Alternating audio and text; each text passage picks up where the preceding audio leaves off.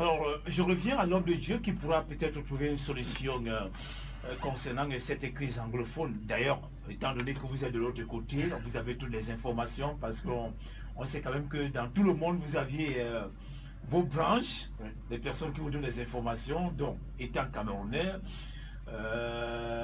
vous en connaissez au moins la situation aujourd'hui. Alors, vous en tant qu'homme de Dieu, qu'est-ce que vous pouvez donner comme solution? Voilà. Par rapport à la crise anglophone et francophone, vous devez savoir que c'est plus profond que ça. C'est vraiment plus profond. C'est quelque chose de spirituel. C'est le spirituel qui intervient.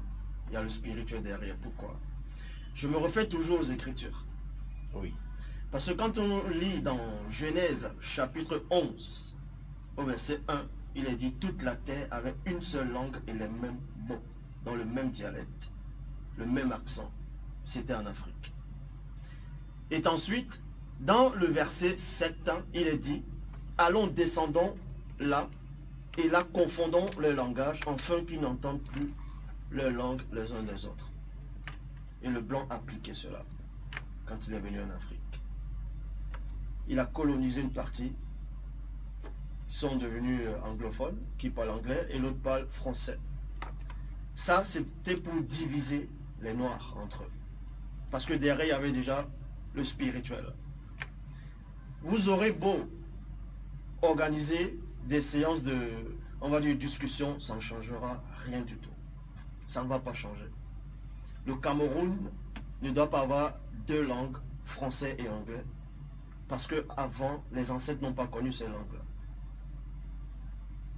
Si vous allez aux États-Unis, là-bas on ne parle pas le Douala, on ne parle pas le Bassa, le Bamileke, le Léondo, tout ça. Et ils s'en tapent de ça, de vos langues. Mais pourquoi l'homme noir met le français et l'anglais dans les écoles, à la base, il est fier de parler ces langues-là? Moi, je parle cette langue-là parce qu'il y a beaucoup de Noirs qui ne parlent pas le patois. Bon, on va dire le patois, mais le patois, c'est la langue. Donc, je suis obligé de m'exprimer avec cette langue-là pour ramener les frères et les sœurs qui sont dans l'égarement. Donc, la crise anglophone, elle est... comme j'ai dit, il y a une malédiction derrière. Oui, pourquoi la malédiction? La malédiction, c'est quoi?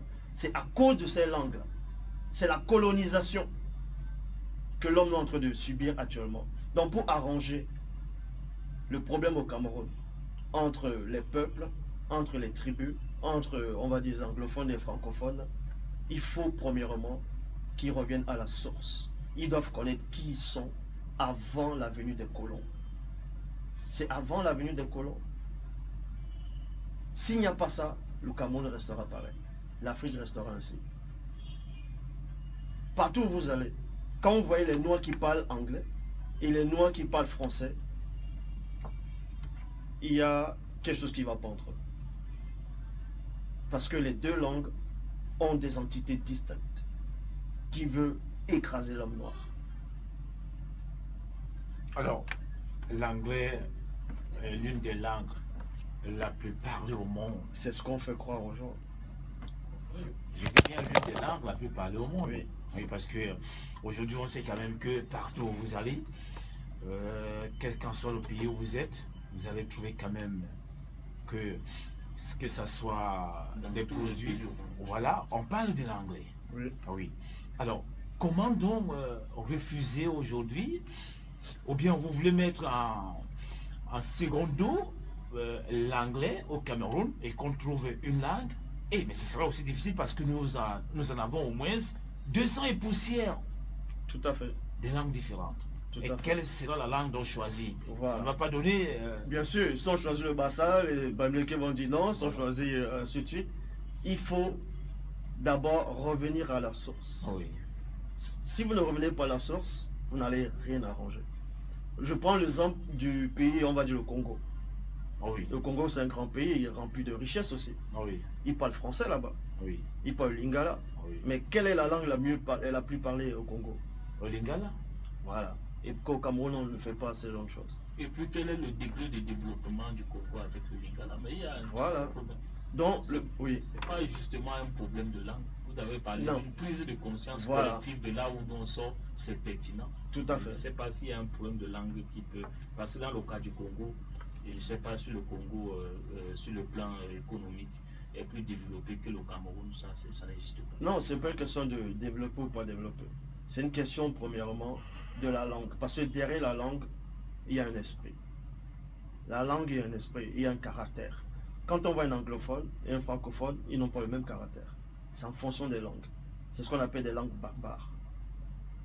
Il y a des esprits derrière chaque langue. La preuve, quand on voit des tribus, on voit des Bassa, on voit des Boulou, on voit des Béti, on voit toutes les tribus qui sont au Cameroun actuellement. Chaque tribu, en fonction de sa langue, a un comportement propre. Le Camerounais qui va en France, il vit en France, il aura un comportement de français. Parce que c'est cette langue-là qu'il va utiliser, qui va le modifier, qui va le changer. La langue est vraiment réelle. Derrière la langue, il ne faut pas sous-estimer la langue. Derrière la langue, il y a un état de conscience, il y a une entité derrière. Donc, la solution actuellement au Cameroun, c'est quoi?